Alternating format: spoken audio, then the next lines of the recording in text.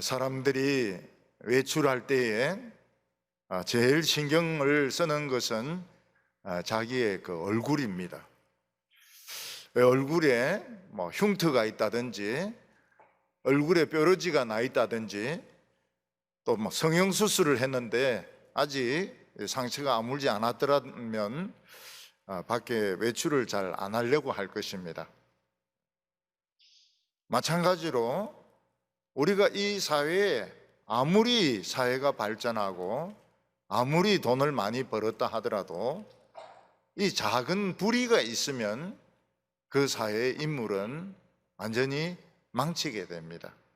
사람들에게도 나쁜 인상을 줄 뿐만 아니라 본인들에게도 굉장히 나쁜 인상을 주게 됩니다. 예를 들어서 얼마 전까지만 해도 우리나라에 힘 있는 이런 학생들이 좀 약한 학생들 학교에 가면 뭐 화장실 뒤로 끌고 가든지 옥상으로 끌고 가든지 이렇게 해서 두들겨 패가지고 돈을 뺏기도 하고 괴롭히기도 하고 뭐 이러는 바람에 아주 많은 학생들이 건물에서 떨어져 죽었습니다. 이것은 굉장히 나쁜 인상을 주었습니다. 이것은 대구와 우리나라의 참 우리나라 수준이 정말 이거밖에 안 된다 하는 것을 보여주는 아주 나쁜 그런 모습이었던 것입니다. 힘 있는 사람은 장난으로 약한 자를 건드리고 심술 부린다고 건드린지 모르겠지만 약한 아이 입장에서는 학교를 다녀야 되나 말아야 되나 죽어야 되나 살아야 되나 하는 이 생명이 달린 문제가 되는 것입니다. 구약 선지자 중에서 정의의 문제를 두고 가장 많은 고민을 한 선지자는 하박국 선지자입니다. 예수 믿을 때 제일 많이 고민하는 문제가 바로 이 정의의 문제입니다. 예루살렘은 왕도 있고 제사장도 있고 관리들도 있고 하나님의 율법도 있고 예배도 있고 이런데 완전 폭력 도시였습니다. 하나님의 율법이나 예배는 생활 중에 소용이 없고 그냥 힘이 센 사람이 약한 사람 두들겨 패고 물건 뺏고 뭐 이러면 이제 끝나는 거예요. 이런 깡패 도시인 겁니다. 예배는 드리고 도시는 깡패고. 그래서 하박국 선지자가 돌아다니면서 여러분 이건 폭력입니다. 우리 폭력을 써서는 안 됩니다.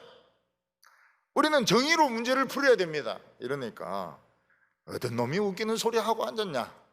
아무도 그들떠보지 않았던 것입니다. 하박국 선지는 하나님께 질문을 던집니다. 하나님, 어떻게 해서 예루살렘이 이런 폭력의 도시가 되었습니까? 왜 이런 폭력에 대해서 아무 대답도 안 하십니까? 이런 폭력의 도시는 앞으로 어떻게 됩니까?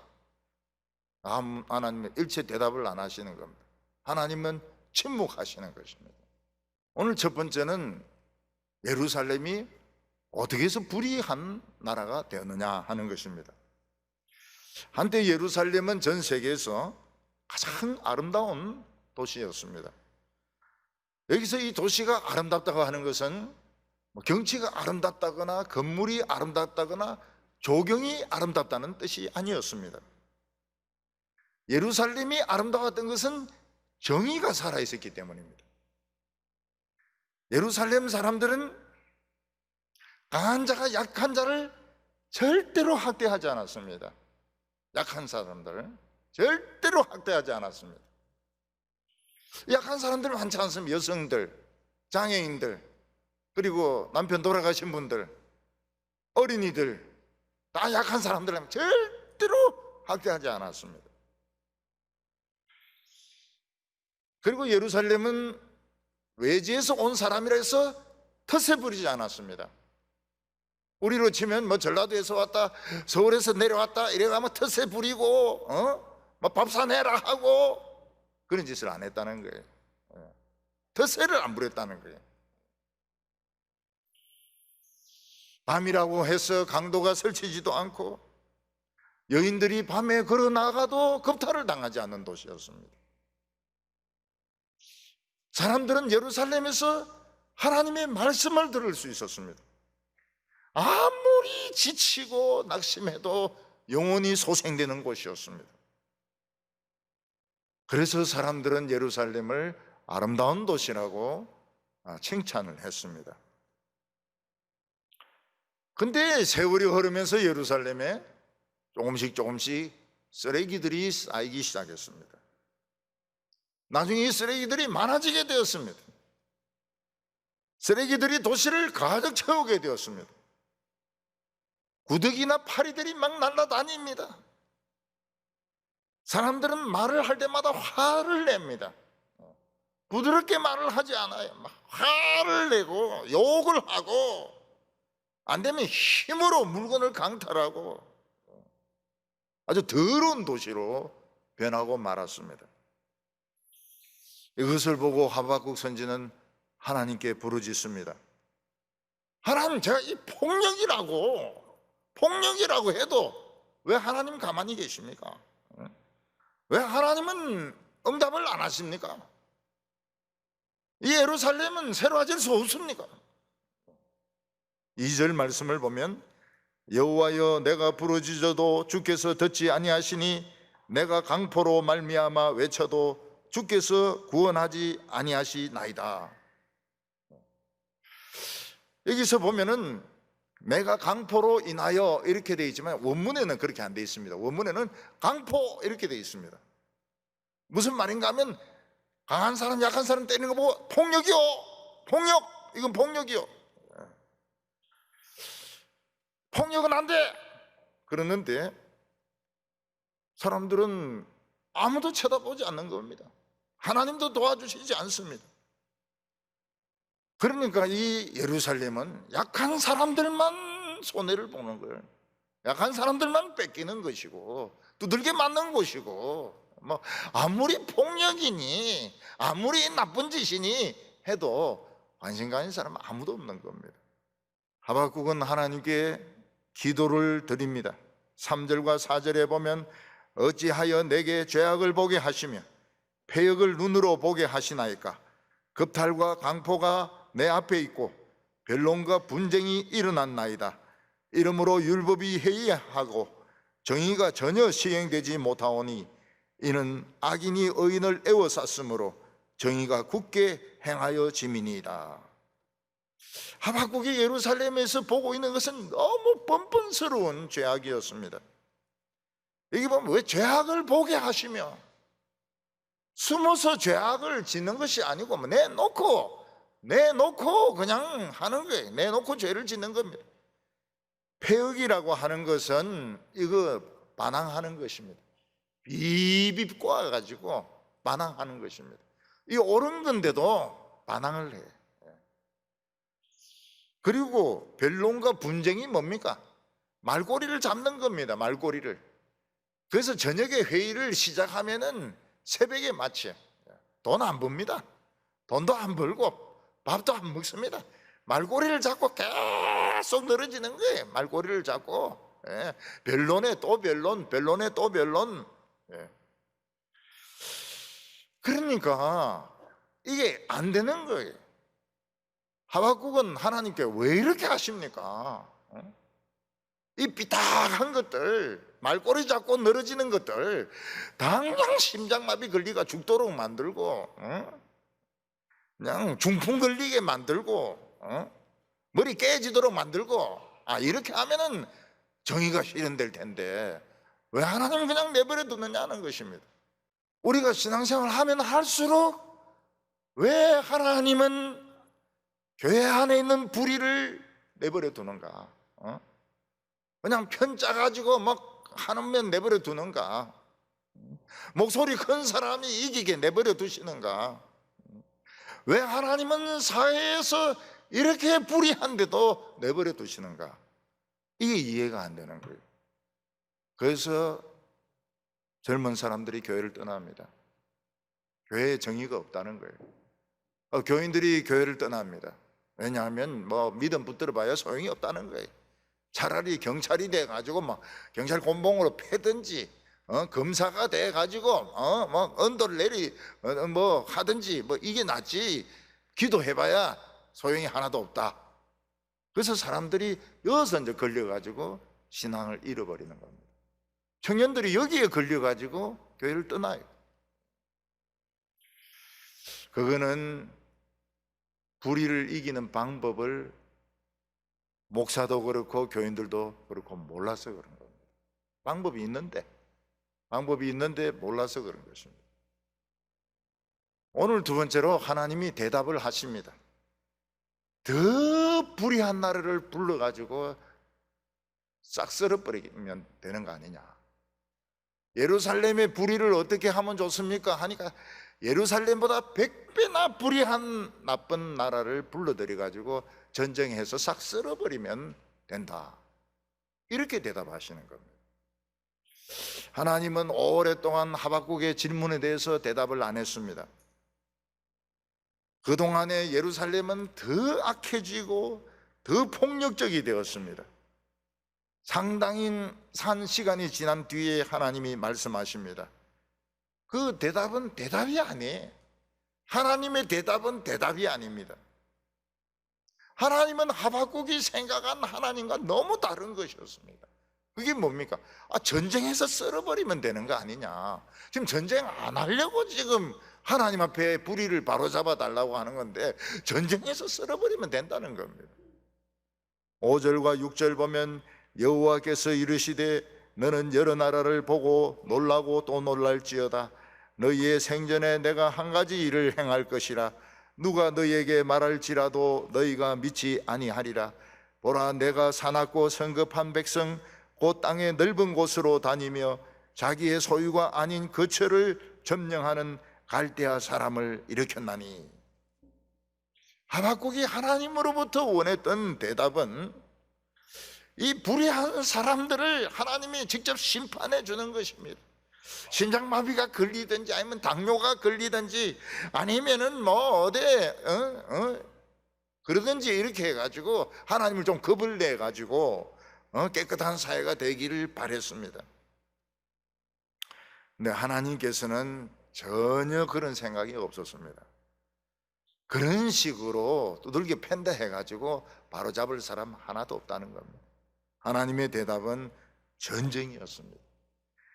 이스라엘 백성들보다 100배나 성질이 급한 갈대아 사람, 바벨론 사람들 끌고 와가지고 이스라엘 사람들 죽이고 끌고 가는 것이 하나님의 계획이었던 것입니다. 하나님께서는 바벨론 군대를 표범이나 독수리로 비유했습니다. 7절부터 9절까지 보면 그들은 두렵고 무서우며 당당함과 위엄이 자기에게서 나오며 그들의 군마는 표범보다 빠르며 저녁 이리보다 사나우며 그들의 마병은 먼 곳에서부터 빨리 달려오는 마병이라. 마치 먹이를 움키려 하는 독수리의 나름과 같으니라. 그들은 다 강포를 행하러 오는데 앞을 향하여 나아가며 사람을 사로잡아 모으기를 모래같이 많이 할 것이요. 내 방이나 친구의 방에 누가 토한 것이 있다든지 뭐 배설물이 있다든지 이러면은 어떻게 해야 되겠습니까? 그걸 먼저 본 사람이 그냥 치워버리면 됩니다. 그래 어려운 게 아니에요. 근데 그걸 안 치우고 119에 전화를 걸어가 치워달라 이렇게 한다면 그게 바른 거겠습니까? 여러분 119가 그렇게 하라고 119가 있는 것입니까? 119는 지금 불이 났다든지 사람이 죽느냐 사느냐 하는 문제를 다루는 것이지 오물 배설물 치우는 것은 누구든지 자기가 할 수 있는 것입니다. 그런데 이스라엘 백성들은 앞에 있는 오물이나 배설물 치울 생각하지 않고 누가 이걸 쌌냐 누가 토했냐 전부 안 했다 그러죠. 그러면 우리 DNA 검사해보자. DNA 검사해보자. 냄새 검사해보자. 아무래도 너 냄새 같은데 나 절대로 아니다. 그러면서 이제 몇 시간을 두고 싸우는 것이죠. 정의를 밝혀야 되니까. 정의를 밝혀가지고 토한 놈이 그걸 치우게 해야 되니까. 그건 정의가 아니라는 거예요. 그거는 입만 살아가지고 떠드는 것이지 그 정의가 아니라는 것입니다. 그래서 계속 따지기만 하고 치우진 않으니까 하나님이 청소부를 부릅니다. 먼 데서 굉장히 빨리 치우는 청소부, 갈대아 사람, 바벨론 사람을 부릅니다. 표범같이 빠르고 독수리같이 빠른 사람 불러가지고 그냥 이스라엘 백성들 다 그것들이 다 토하고 그들 중에서 누가 하나가 토하고 배설했을 테니까 다 죽이고 잡아가고 그래서 청소를 하는 겁니다. 그러니까 하나님의 백성들은 뭐 정의 가지고 떠들기 전에 주위에 고통당하는 사람들 조용히 도와주는 것이 정의다 이거죠. 뭐 정의니 불의니 뭐 이러면서 뭐 깃발 들고 싸우고 이거는 해결이 안 돼요. 이거는 해결되지가 않아요. 조용히 고통당하는 사람의 어려움을 그냥 도와주는 것이 정의다 이겁니다. 그럼 자기는 하나님을 믿는다 하면서 입으로는 정의를 떠들면서 아무것도 해주지 않는 사람은 어떻게 됩니까? 전쟁을 부르는 사람입니다. 결국은 전쟁을 부르는 사람입니다. 이 갈대아 사람들은 왕도 안 봐줍니다. 장관도 안 봐줍니다. 인간도 안 봐줍니다. 그냥 닥친 대로 다 죽여버립니다. 왜냐하면 배설물도 안 치우는 것들 이거 막 싹 썰어버리는 겁니다. 10절과 11절 보면 왕들을 멸시하며 방백들을 조소하며 모든 견고한 성들을 배우고 흉벽을 쌓아 그것을 점령하며 그들은 자기의 힘을 자기들의 신으로 삼는 자들이라. 이에 바람같이 급히 몰아 지나치게 행하여 범죄하리라. 바벨론 군대는 쳐들어와 가지고 성을 무너뜨려 버립니다. 왕도 죽여버리고 장관도 죽여버리고 귀족들도 다 끌고 갑니다. 그들은 법도 없습니다. 힘이 법이고 힘이 신입니다. 결국 유다 백성들은 바벨론으로 다 끌려가는 것이 답인 것입니다. 하나님은 이스라엘 백성들에게 분명히 말씀하셨습니다. 너희들이 율법을 지키면 가나안 땅은 내가 지켜준다. 그런데 율법을 버리고 가나안 땅만 지키려고 하면 두 개 다 뺏긴다고 말씀하셨습니다. 이건 오늘 우리도 마찬가지입니다. 하나님의 말씀을 지키면 재산도 지켜주시고 집도 지켜주십니다. 하나님의 말씀을 버리고 집만 지키려고 그러고 집값만 올리려고 하면 다 뺏깁니다. 다 뺏깁니다. 집 투자한 사람들이 얼마나 머리가 좋은 사람들인데요. 그래서 말씀을 지키면 하나님이 돈도 지켜주시고 다 지켜주시는데 말씀을 지켜놓고 명예를 지키고 돈을 지키려니까 다 뺏겨요. 이게 하나님의 법칙입니다. 오늘 세 번째로 예루살렘이 망하지 않는 법은 하나님을 나의 반석으로 삼는 것입니다. 여러분, 쓰나미가 막 덮칠 때 막을 수 있는 것이 무엇입니까? 그 뚝입니다. 뚝. 세멘트 뚝 10m나 15m짜리 15m짜리 해야 그 쓰나미를 막을 수가 있습니다. 하나님은 이스라엘 백성들에게 15m짜리 시멘트 막이 되어 주셨습니다. 그게 반석입니다. 12절에 선지자가 이르되 여호와 나의 하나님 나의 거룩한 이시여 주께서는 만세 전부터 계시지 아니하시나이까 우리가 사망에 이르지 아니하리이다. 여호와여 주께서 심판을 위하여 그들을 두셨나이다. 반석이시여 주께서 경계하시기 위하여 그들을 세우셨나이다. 하나님은 만세 전부터 반석이었습니다. 15m짜리 방어하는 시멘트 블록과 같았습니다. 그래서 이 세상에서 아무리 쓰나미가 몰려오고 파도가 몰려오고 태풍이 몰려와도 이스라엘 백성들은 안전했습니다. 그런데 이스라엘 백성들이 하나님의 말씀을 버리고 욕심을 힘으로 자기의 신으로 삼고 힘으로 신으로 삼을 때 하나님은 방파제가 되지 아니하셨습니다.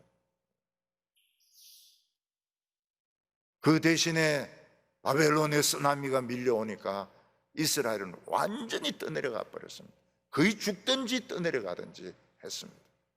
하나님께서 여기서 하박국이 뭐라고 말합니까? 하나님이 우리의 반석이기 때문에 우리 안 죽는다는 겁니다. 우리가 사망에 이르지 아니하는 이유는 하나님이 이런 방파제 역할을 하기 때문에 우리가 사망에 이르지 않는다는 것입니다. 하나님께서 악한 나라를 두셔도 징계용으로 두셨습니다. 하나님께서 우리를 가르치기 위해서 두셨습니다. 그렇지 죽이라고 둔 것은 아니라고 말하고 있습니다. 그래서 우리가 하나님에게 징계를 당하는 것은 좋은 겁니다. 굉장히 좋은 겁니다. 굉장히 좋은 거예요. 몸에 병이 난다든지, 몸에 병이 난다든지, 아니면 금전적인 손해를 봤다든지, 또 다른 사람에게 욕을 얻어먹었다든지, 내가 하는 계획이 막 실패를 했다든지, 좋은 겁니다. 왜냐하면 이 하나님이 징계를 하시는 거거든요. 하나님이 징계하면 뭡니까? 아들입니다. 아들. 터지면 아들이에요. 두 번 터지면 쌍둥이 아들이나 마찬가지죠. 터질수록 좋은 거예요. 그래서 예수님은 뭐라고, 다른 사람들이 욕하고 너희들을 핍박할 때 춤을 추라고 했습니다. 춤을. 그래서 하나쯤은 이거를 춤을 배워놔야 돼. 고를 때 대비해가지고 춤추도록. 근데 저는 이 춤을 못 배워버렸어요. 13절에 주께서는 눈이 정결하심으로 악을 참아보지 못하시며 패역을 참아보지 못하시거늘 어찌하여 거짓된 자들을 방관하시며 악인이 자기보다 어려운 사람을 삼키는데도 잠잠하시니까. 하나님은 눈이 너무 깨끗하시기 때문에 이 거짓말하고 이 악한 업무 꾸미는 거 못 보시는데 왜 내버려 두십니까? 버리는 거예요. 버리는 거예요. 가. 바벨론 가. 바벨론 가. 다 잡혀가. 포로대 가.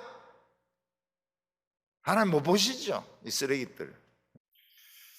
예루살렘이 이렇게 망하는 것은 망하지 않는 방법을 몰라서 그런 것입니다.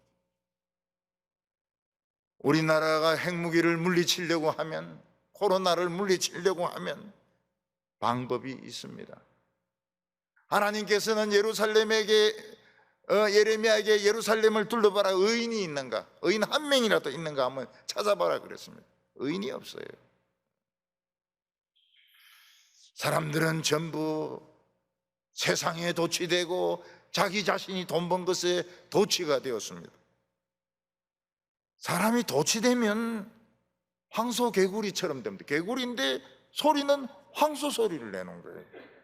그리고 자기는 황소인 줄 알아요. 황소하고 같이 놀라고 그럽니다. 우리가 이런 거짓들, 이런 쓰레기를 이기려면 용광로를 만들어야 됩니다. 기도의 용광로, 성령의 용광로를 만들어야 됩니다. 그래서 이런 예배 형식을 떠나가지고, 이런 예배의 형식을 떠나가지고 순전히 기도만, 찬양과 말씀과 기도만으로 불을 피워야 됩니다. 불 피워야 돼요. 하나님은 이 세상의 교만을 청소하고 있습니다. 이런 전염병이 퍼지면 조금은 겸손해져요. 이거 끝나면 또 외국에 또 놀러 간다고 난립니다. 또 알프스 가가지고 그 바위에 내가 왔다 갔다 뭐 그런 거 적어 놓고 뭐 쌩 난리를 쳐요. 난리를 쳐.